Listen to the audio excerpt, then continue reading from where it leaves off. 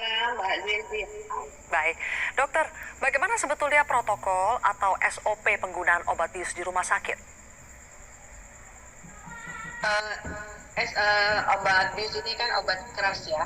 Jadi tentunya ada SOP di mana eh, pada saat pengeluaran, kemudian pada saat selesai penggunaan itu harus ada pelaporan. Tidak bisa sembarang orang bisa mengambil gitu ya. Dan itu harus didampingi oleh eh, tim dari farmasinya, dari apotekernya yang bertanggung jawab di gudang atau di depo farmasinya seperti itu.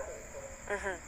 Oke, jika seorang dokter residen seperti Priguna ini bisa diam-diam menyelundupkan gitu ya dok, obat bius ke rumah sakit tempat dia bertugas, apakah bisa disebut ada kelalaian pengawasan dari rumah sakit karena ternyata ada dokter residen yang bisa membawa sendiri obat bius dari luar rumah sakit?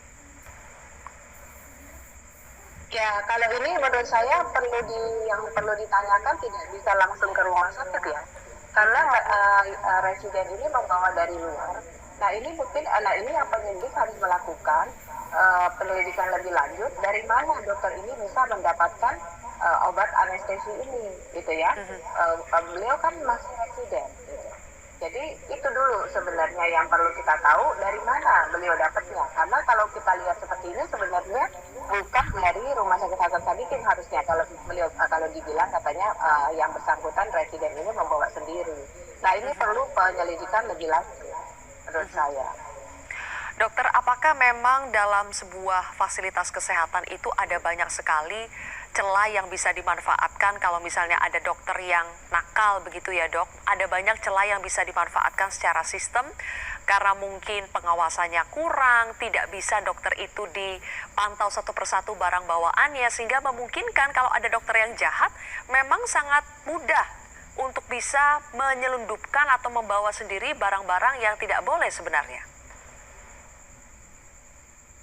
Gini, jadi kan kalau masuk ke rumah sakit ini kan bukan seperti kayak masuk ke dalam airport misalnya ya, ada pemeriksaan pada saat masuk gitu kan. Ya. Nah ini tidak kita diperiksa seperti itu gitu. Artinya barang yang dibawa pun ini kan tentunya tidak bisa terdeteksi.